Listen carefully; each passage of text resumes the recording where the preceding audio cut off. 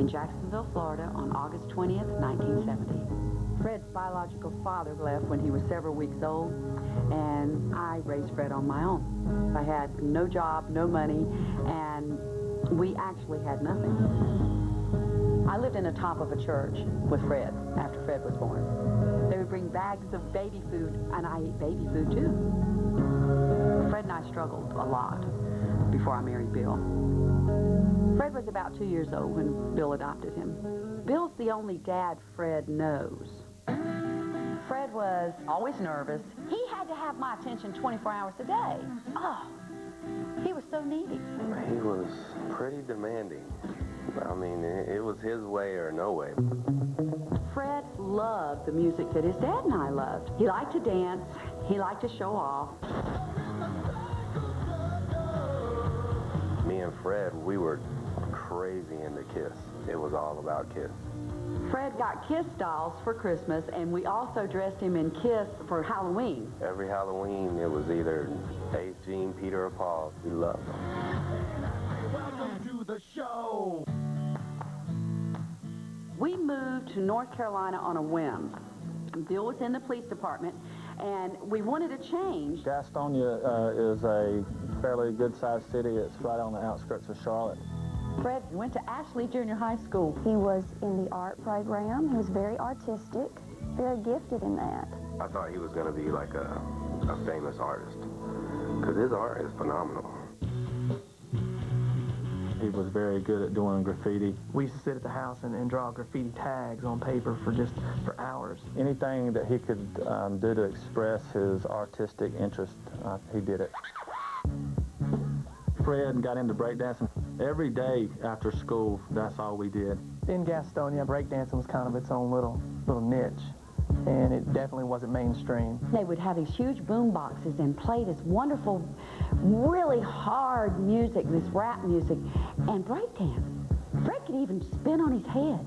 Don't sweat the technique. We would throw pieces of cardboard down wherever, linoleum, and practice. He would practice hours and hours up in his room. He broke every piece of furniture he owned.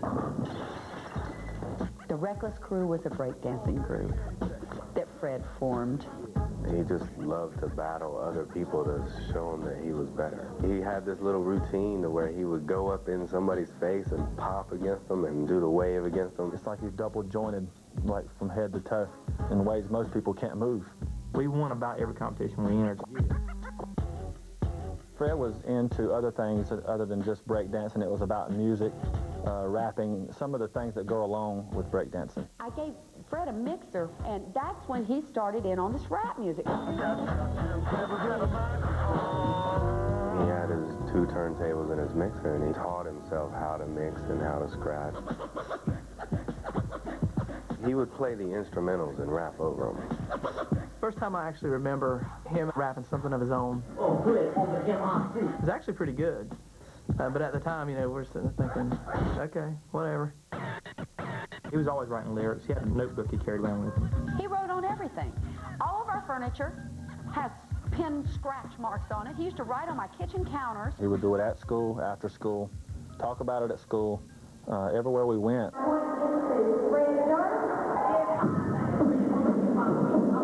He would enter any kind of contest, you know, whether it was dance or rap. It would pretty much cause a buzz around our school. He was like the only white guy out there. He was incredible. I was like, look at that, white boy rapping. Fred got a lot of flack from other people in school because a small town like Gastonia, people are set in their ways. Pretty much whites kept with whites and blacks kept with blacks. That kind of made Fred kind of a outcast to some. He had, you know, black friends, and some people didn't accept that. And it made a lot of people hate him. Oh, kids called him terrible names for hanging out with black people. A witch. That's what the people in Gastonia used to call him. They call him a witch. It did bother Fred that people were, you know, saying things about him behind his back and everything. Oh, he hated it. So a lot of times he got in a fight. He was afraid to beat the crap out of anybody. He used to scare me, he would get so angry. at these people? He saw people for what they were, and he didn't see skin or nothing like that. If you didn't like it, you know, don't be around him. He was going to be who he is. He just absolutely did not care. Fred thrived on being different, and people noticed him for that. He had a sense of confidence, the way he dressed, everything that he did. Fred was the ladies' man.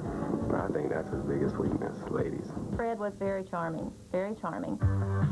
He had a swath of blonde hair that came over his face. I describe it as a flock of seagulls here, too.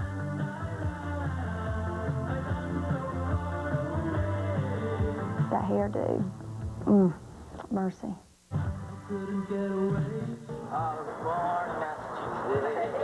He was always looking to be in the spotlight. You know, look at me, look at me. Sort of class clownish, I would say. He wanted you to know that he was there. He drew a lot of attention to himself, but he knew exactly when to stop drawing attention to himself, just right before he stepped over the threshold for trouble. All right, man. Close up. Fred was always hungry for new influences. We were still breakdancing a little bit, but breakdancing was kind of dying out when Fred got into skateboarding. He skated everywhere it was not allowed, in the malls, in the parking lots, on the sidewalk. Fred was, you know, very creative on the skateboard. He was doing like rock and rolls and rail slides.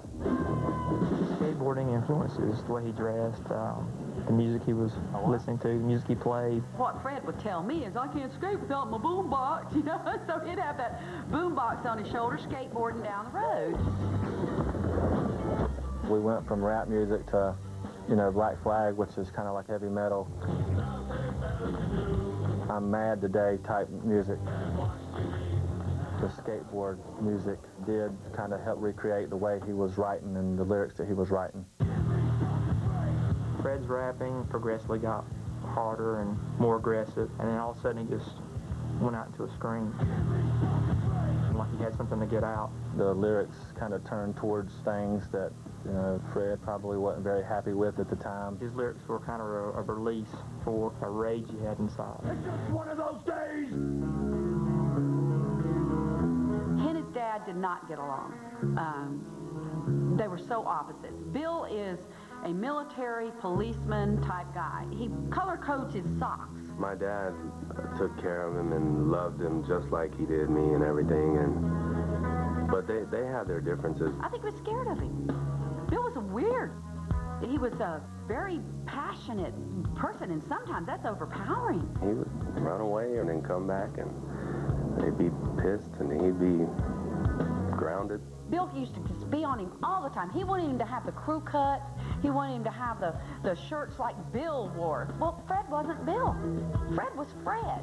It's like he was being constrained. He had his mind on other things, you know, bigger and better. He's Fred, and he's going to be Fred, and if you don't like it, tough.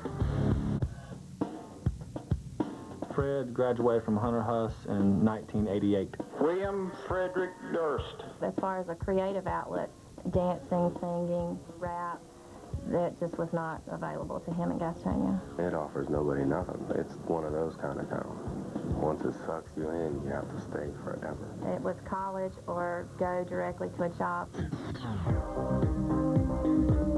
Fred attended Gaston College because he thought that was what he was supposed to do. Fred went to college very briefly and decided that was just not going to work. My plans for Fred were not Fred's plans for himself. So he did it the hard way. Fred got a little small beginner job working at like McDonald's or Pizza Hut. He made pizzas, had these dirty brown uniforms and these nasty yellow shirts, flour all over them. He did a bunch of jobs like that. He DJ'd a little bit. He was working at skate parks. He was trying to do about 4 things at one time, and he couldn't keep a job. He was lost. He was trying to find a way out. Fred started getting curious about his biological father when he ran out of money. Fred, growing up, he never spoke of his real father. We never kept the fact from Fred that he was adopted. It's just that he never cared, because Bill has always been his father. He knew that his dad was his stepdad and that he had a real dad in Jacksonville. So I told him where he lived, and Fred gave him a call. I I think in the back of his mind, he thought, I got this guy down there that, you know, he's going to be really happy to see me. He's going to give me whatever I want, because I heard he was pretty wealthy. And he got down there, and that didn't happen. When Fred came back, he just said, what an That was the end of Fred's contact with his biological father. He gave him such a newfound appreciation for Bill. So that's when he went off and joined the Navy to please his father. It was such a tribute to Bill for Fred to do that, because his dad was a military person and has been a policeman for 20 years. And Bill was pleased. Oh, my boy in the Navy. Oh, my boy in the Navy. And I'm going, oh, my God, the Navy. And I'm like, man, are you crazy? He's never made a bed in his life. And here he joins the Navy. He was stationed in Oakland, California. He was unhappy from the day he was drilled by the drill sergeant. The discipline and the direction really kind of stifled his artistic side. Fred never been good at taking orders. He was homesick, and he called me just forever, and I couldn't do a thing about it. He had to suck it up. He called me from a phone booth on the side of a road one night in the middle of the night and said, Mom, I've met my next wife. We're coming home. We're getting married, Mom. I'm telling you. We tried to talk them out of it. They didn't get talked out of it. We got married on our back porch in Gastonia, North Carolina. I was best man. They were both in the Navy when they got married. And then they had to drive back to California, so I gave them my red truck. He drove a Mazda B2000 to California. What a crappy ride that had to be. They were living in California, and they called and told me they were pregnant, and I was probably the happiest person in the world. He had a daughter whose name is Adriana. We didn't really talk too much about that. That was just a part of Fred's life that he kept to himself. He was in the Navy almost 2 years. Didn't quite make it. Fred got out of the Navy because of a wrist injury. He wanted out anyway. So he got a military discharge. I think they were glad to get rid of him. Because he was more rebellious. And when you're in service, you're not a rebel at all. And he's definitely a rebel. When he was out in California, he got arrested and went to jail. He and Rachel had a fight. He was angry, and he was screaming, yelling, going nuts in the house. He jumped out of a window when she called the police, and they caught him. I remember him calling my mom, and my mom saying, "You're where? What?" He was scared, and I was scared for him. He said, "You got to bail me out." I had like $200 in the bank. She flew out to get him. I hopped a plane and flew to California. I was going to get that boy out. I don't care what he did. And while they were gone, I had the whole house to myself, and I threw the fattest party ever. I went to his hearing. It was $5,000. $5,000 was $5 million to me. But I got him out. He will never do that to me again. Ever. That was just a bad time. So Fred and Rachel decided to separate. They just were total opposites, and they knew it. Fred moved back to Gastonia, and Rachel stayed in California. He got on with his life, and she did too. He ended up getting an apartment, parties 7 days a week, and I don't know who paid the rent, because none of them were. Fred used to say to me, the next thing I'm going to do is be a rock star. I said, well, who's going to buy the rock star's groceries? That's what I wanted to know. He did not have time for a job to become famous, but pretty much was Fred's plan. I'm Fred Durst, like Gatorade, I'll quench your thirst. Quickly picked back up with the hip-hop rap and the dancing. He wanted to be a white rapper. That's what he wanted to be. Fred put together like this little rap duo. Rodney was the DJ, and Fred was the rapper. They were too white in the house. Lyrical progression, stomping out all the sounds. If you with my rhymes, they would probably weigh 1,000 pounds. I guess we can do that. I was the contact guy, the go-to guy to make things happen. Started calling radio stations. And after enough, I guess, borderlining harassment, they finally let us in. Fred did some freestyle, and the response was good enough that they gave us the contacts for some record producers. Cut it off! Mr. James and Tobin, you know I'm out of breath. When you heard our stuff, you know it's death. We make stuff off the top of our head, my DJ Red Rock and your MC Fred. Tobin Milner and Tim James were two record executives who expressed some interest in looking at Fred, asked us to put a videotape together, and we were pretty much just making it up as we went along. Mr. James, Mr. Tobin, we aren't too good on the video equipment, so if this is pretty sketchy, oh well. Fred was always a really good dancer. He wanted everyone to see on the video how good he could dance. The image that Fred wanted to portray was always Fred Durst, not hip-hop, not hard rock, but Fred Durst. My name's Fred, you have fun. All the like you know I'm number one. He felt very comfortable with the tape, that they would see that he had the talent deep inside to go somewhere with this other than Gastonia, North Carolina. Put us in a studio, let us work for you. I got things on my mind I want to use. I can't bring them out here. I can't put what I want on this. I can't make the beats I want. Put us in a studio, let us go crazy. We know the new thing. We know what people want to hear. We got ideas in our head that would devastate what's hip-hop today. The record executives told us that we were crazy. They told us we needed to go wash cars or find something else to do besides making music, because there are people out here in California right now that would just blow Fred away. He was like heartbroken, but I mean, who wouldn't be? Fuel for the fire.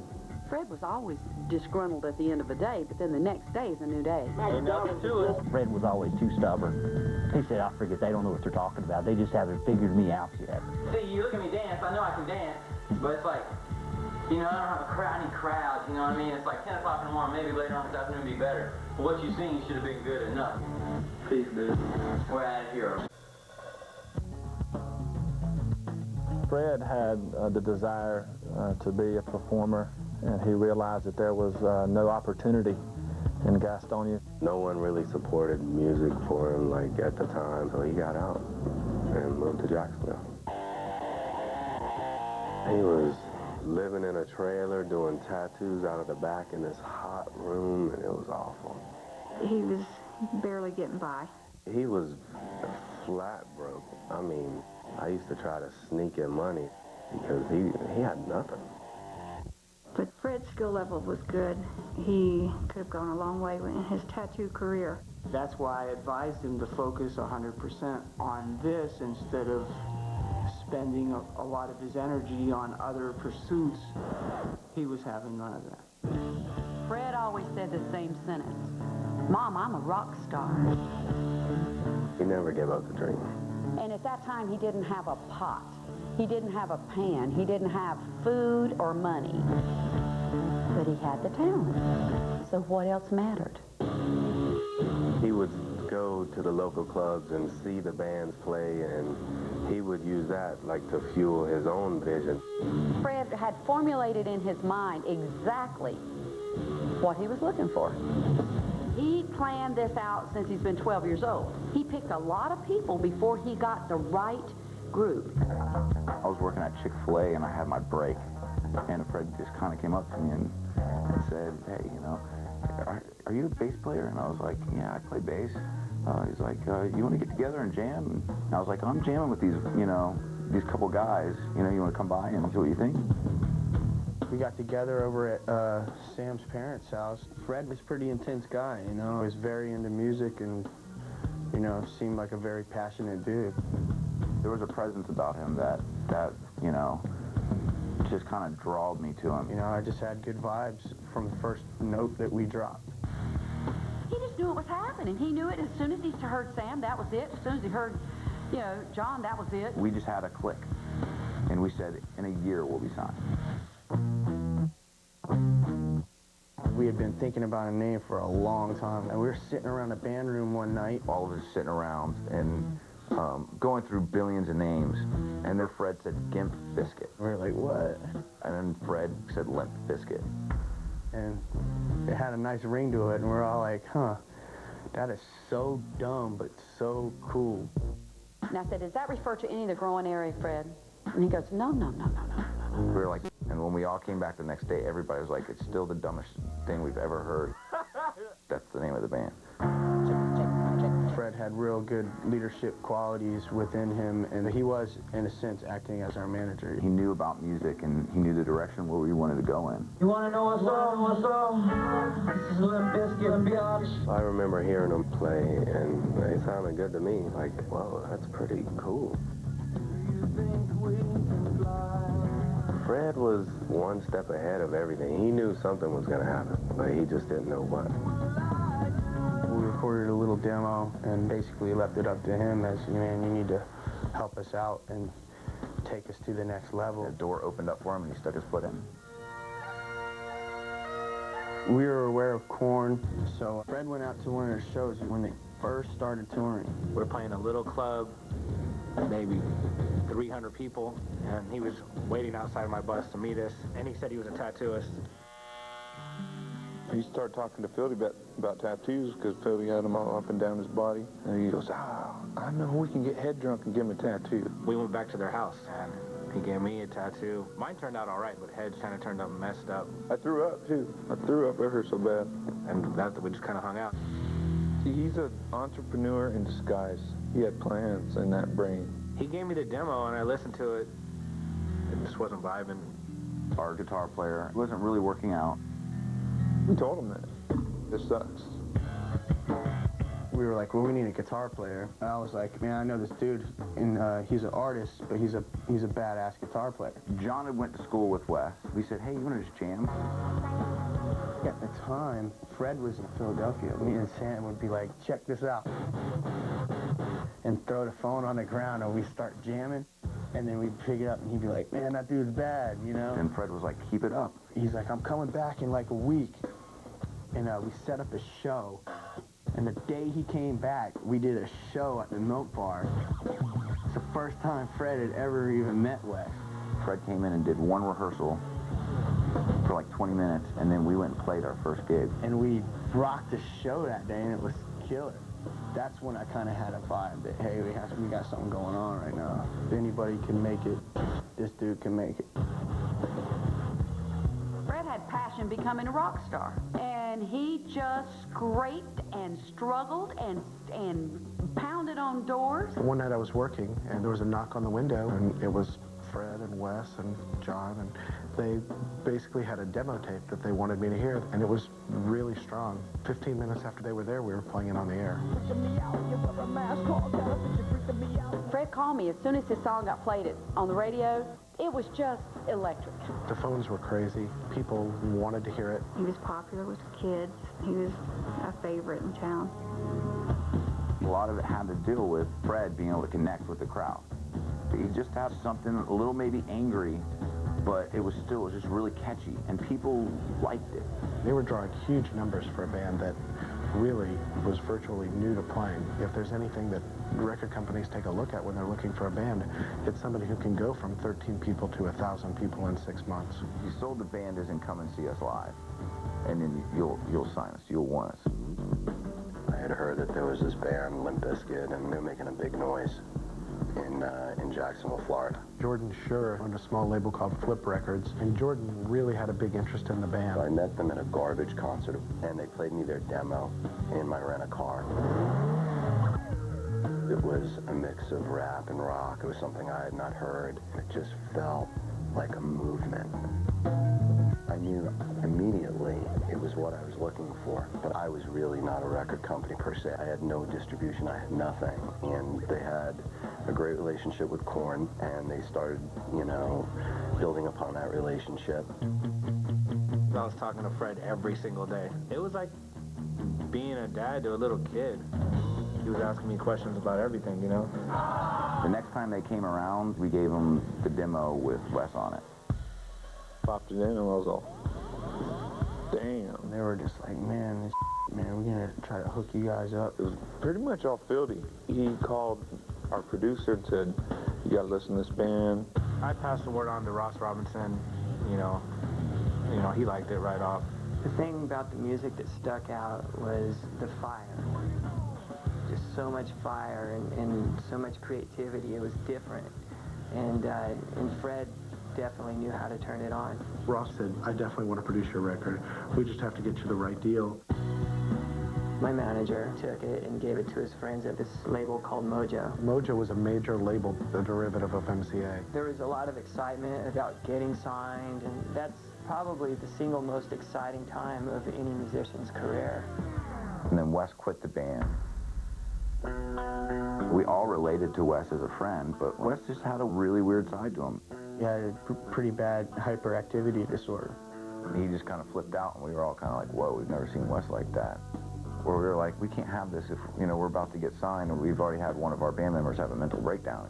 It was just too much for us. It was like things weren't right within the band at that point.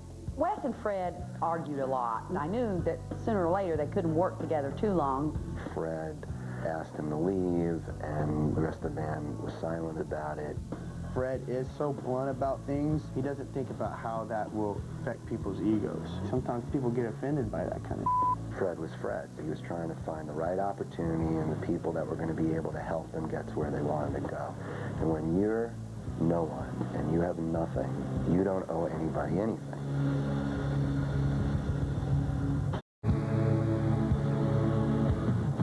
The band went through some changes. Wes left. Nobody was really sure what was going to happen with him. But it seemed like Fred was the commander, and Fred was running the direction. Fred was just trying to push forward, trying to make our situation right, you know, trying to get us where we needed to go. Regardless of what was going on, there wasn't anything that was going to stop this train from getting to the station. We started getting, you know, offers for record deals. It was 2 record labels, Mojo Records and Flip Records, and Fred was going back and forth between them. Mojo was a major label, where Flip was a small record label, so I think Fred just went with the obvious choice. Fred called me and said, we love you, but, you know, we feel like we got to do this. And I remember the last thing he said to me was, we're going to get in the van and go out to L.A. and sign, and the only way we're not going to sign is if the van flips. And sure enough, halfway through Texas, we flipped our van. The driver of their van fell asleep. All I remember is I heard screaming. Something hit me in the face. He just flipped his head over end and rolled like 3 or 4 times. I just remember grabbing on. Just kind of got out between the 2 seats and walked out of the van. I kind of walked around and looked to see if everybody was alive, you know. We were all bleeding. All of us were, you know, pretty messed up. They could have all been killed in an instant. We all had to go to the hospital. Everybody was kind of laid up for a little while. The whole demeanor of the band kind of was like, whoa, is this a sign that we shouldn't go on? Should we go back to Jacksonville, or are we going to L.A.? The accident was definitely a wake-up call for those guys, and I think everybody knew in the band that what needed to be done was to get the great player back in the band. Fred just started calling up Wes. And just, hey, dude, you know, you got to do it. I called Wes. Everybody called Wes. We were like, you know, all spilling our guts out, saying we really, you know, would like you to be back in the band. We'd miss you. Then Wes came back into the picture. He's like, well, I want to come back in the band, man, and, you know, it's all good. Things changed after the car accident. Fred wanted nothing to do with Mojo. Through everything that happened with the accident and Wes coming back to the band, they felt like Jordan was the guy who was there for him, and they really wanted to be on Jordan's label. I got a phone call. Fred said, you know, we made a big mistake. It's a sign. We just want to be with you. We just want to be with Flip. Things kind of went sour during Mojo, but Jordan was there to really pick up the pieces, bought the contract out for a lot of money. And it took a while. Mojo wanted like 200 grand. FedExed them the checks immediately. And that was it. And I got him back. And then we went to work. Fred was always trying to make everything better. He was always pushing, you know, just pushing the envelope a little bit. He wanted rock to be fat and hard, but he knew that it was missing something. He's like, well, I want to get Lethal from House of Pain. I'm like, yeah, that's good. I was pretty familiar with the new school era of rock, but Limp Bizkit had a weird twist on it. I wasn't just gonna be like a regular hip-hop DJ in the band, like doing corny stuff, you know. I wanted to take it to the next level. The next thing I knew, they were in the studio doing a record. The first record, $3 Bill, was recorded in Malibu, California. We wrote, I think, 9 songs in 4 days. It wasn't rap metal. It was rap metal, weird, everything. It was very fresh, and it was so simple. It was breaking new ground at the time. In the studio, Fred was very intuitive. He knew what was good. He goes straight off of his emotions. The record's all about releasing demons. It was his personal feelings about the way he had grown up and some of the hurdles and difficulties he had had in his life. The guy would just wail on tape, let it all out.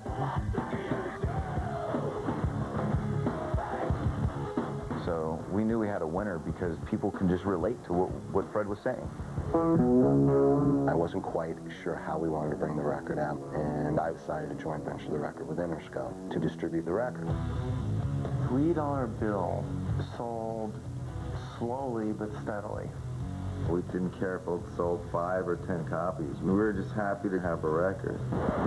But the radio didn't care about it.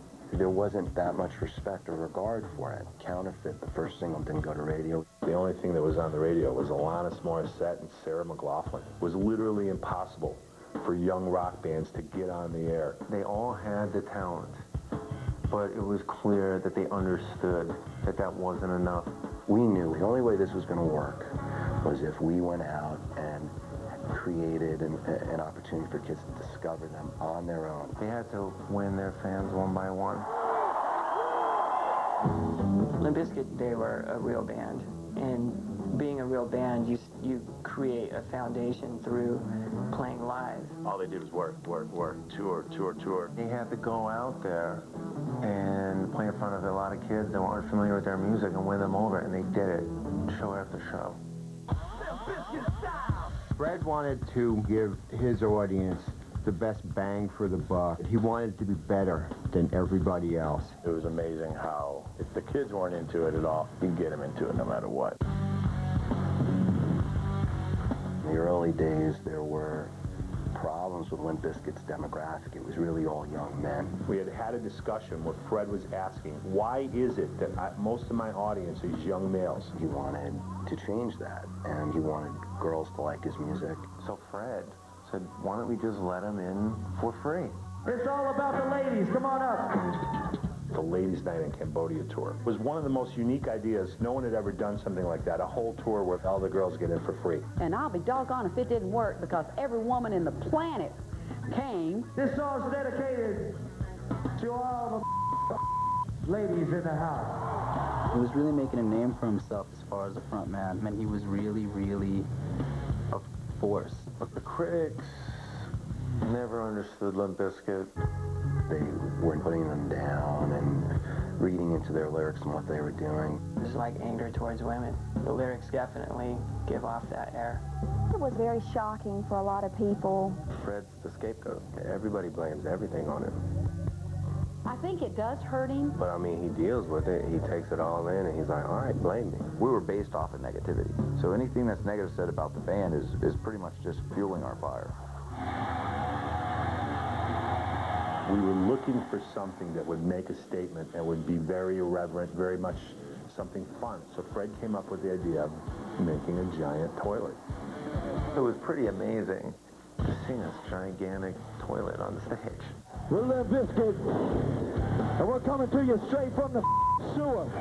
I'm not sure if Fred creating a toilet bowl was in reaction to exactly what the critics were saying about Limp Bizkit at the time, but it sure seemed like a great answer. I am a piece of and my band is a piece of so you kiss my Coming out of the toilet, it's just a way to say, look, we don't care, man. We really don't. Next, Fred proves you just gotta have faith. Fred came up with the idea of doing pop songs, but doing it in the Limp Bizkit style. It seemed like a really cheesy thing to do, but Fred thought it was awesome. I don't think that any of the stuff... There was so much negativity and really misunderstanding about what Limp Bizkit was about, and people were writing them off and really just not taking them seriously. $3 Bill wasn't grabbing, they just weren't getting airplay in every market. We were being dismissed and disregarded. I don't think that any of us thought it was going to blow up at all. A year and a half later, the album was going to have one more single. It was going to be Faith.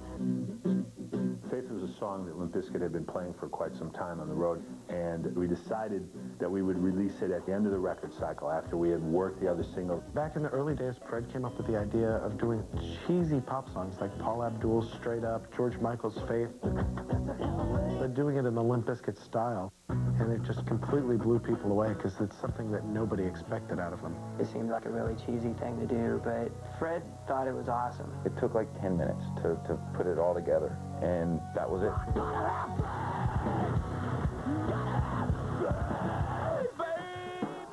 Faith was really familiar, and it was the opportunity to take a band that was on the cusp and really push them over into another area.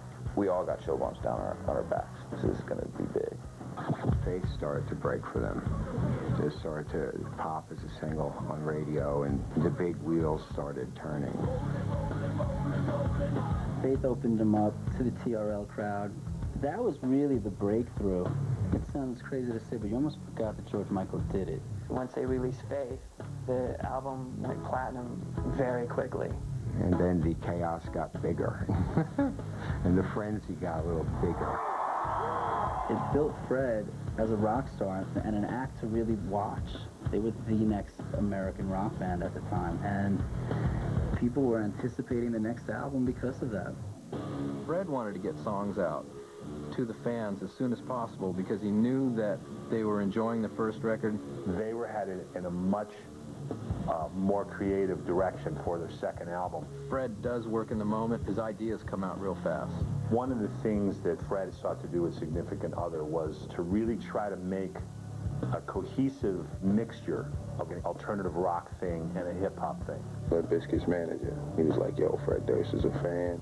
He wants to work with you. I was like, all right. Dude, if we were in heaven, man, I'd be kicking it with Method Man. You know, I'd heard of him, but I ain't never really heard no music, with the exception of Faith, because everybody heard that one. The song I collaborated on with Fred was All In Together Now. When they got in the studio, it just seemed like an instant love affair. Fred and Method Man sat together at the board with a pad of paper, and they just wrote. Look, I got this. Look, I got this.